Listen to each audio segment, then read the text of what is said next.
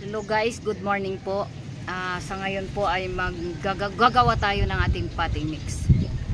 Potting mix po natin, garden soil. Yan yung regular lang na soil talaga. Then meron po tayong vermicast. Ayan po. Rice hull. Ayan. Then cow manure. Ayan. Kaya po tayo maglagay ng vermicast ngayon kasi wala tayong goat manure. Yun po yung panghalili namin sa goat manure, vermicast. Ayan.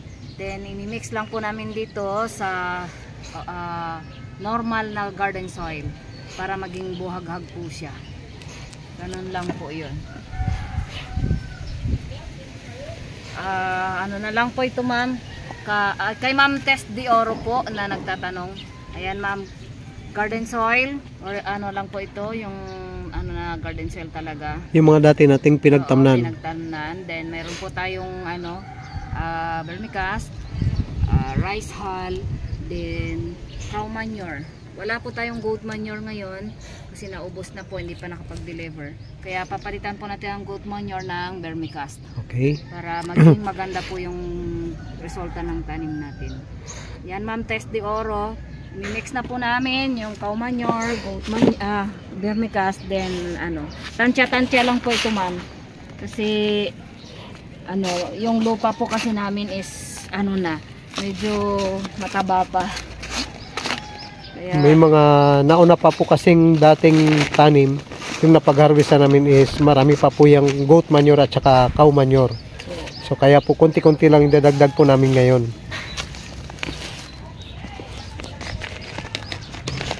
Yan, cow manure po ito.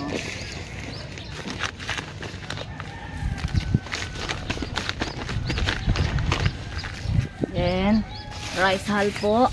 Kailangan po yung rice hull yung ganito na siya. Tuyo na po. Tuyo na po. Kasi kapag sariwa pa, may tumutubong palay, madodoble po yung trabaho ninyo. Magbubunot pa kayo ng palay na tumutubo. Then ang ating carbonized rice, vermicast po natin konti lang yan. Kasi pag pinadami po yan ay masusobrahan. Mamatay na rin po yung tanim natin. Kaya konting lang po yan. Ganon lang yan ma'am. Mix na natin. Okay. Ganda ng cow manure nila ano na talaga. Durog na. Durog na. Sige ma'am. Ma'am Tess de Oro, mag-mix na po tayo.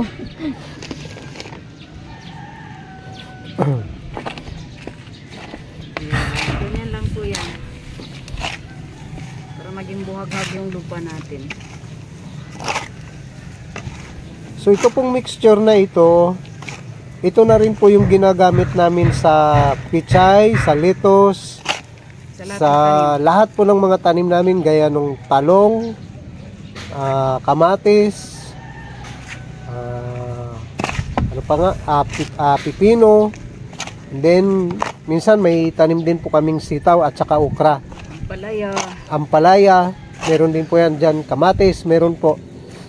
And then meron din po kaming mga marketed na kalamansi. Yan din po yung ginagamit namin. Ganyan lang po yung mixture namin. So, yan po, ganyan lang po. I-mix lang po yan ng 2 beses. Makikita nyo, buhaghag na buhaghag po yan, Yung trabaho po kasi ng ipa, yun po yung nagpapabuhaghag ng lupa or ng potting mix. Para yung mga ugat po ay makakapag-penetrate o makakalusot-lusot ng mas mabilis. Kasi buhaghag siya.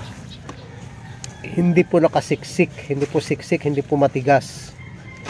So yan lang po, ganyan lang po. Hanggang sa pag-harvest na po yan, tuloy-tuloy na po yan. Wala na po kaming ibang nilalagay na pa man. Kung halimbawa man po na medyo makikita namin na kulang yung ganda nung tanim, magdadagdag din po kami ulit ng ganyan.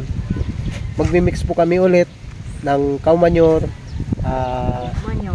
goat manure, ipa at saka lupa, and then may kunting vermicast. So ganun lang po, and then dilig na po every day. Pagka medyo tag-init 2 times a day magdidilig. Kung wala siyang goat manure at saka cow manure sa area niya, pwede naman vermicast lang. Wag lang damihan kasi mamamatay din yung tanim. Okay. So yan lang po, ganyan lang po.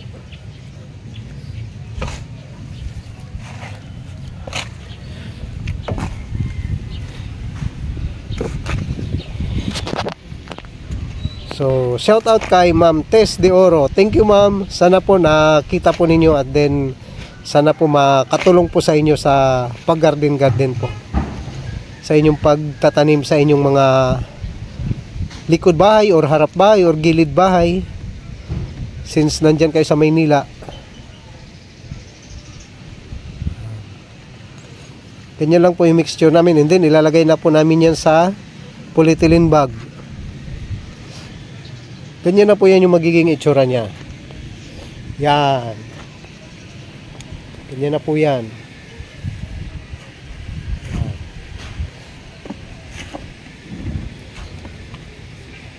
So,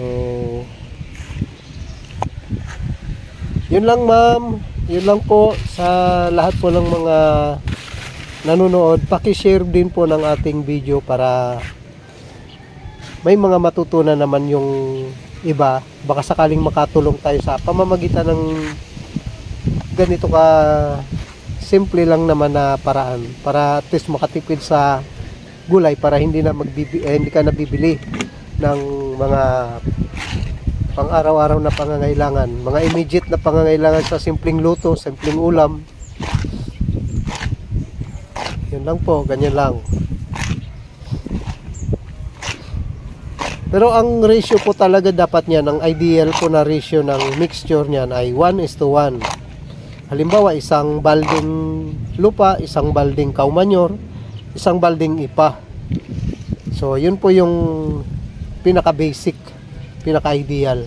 So, since dito po sa amin ay paulit-ulit na lang po namin minimix yung lupa, kino-consider po namin na maaring may nutrients pa po yung mga napagtamna namin or yung napag-harvestan namin. Kaya, kunti-kunti na lang po yung ginagamit namin, dinadagdag namin.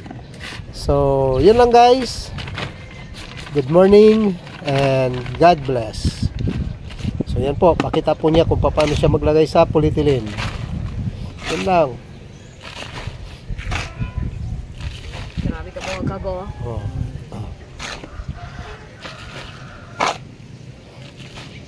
Sana po may katulong sa mga kapwa namin, mga mahilig sa tanim, mahilig mag-garden. Ayan na po. Ready na po yan.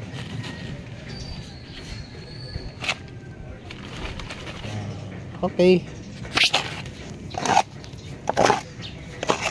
Ready na po yan. Hanggang sa pag-harvest po, yan na lang po yan.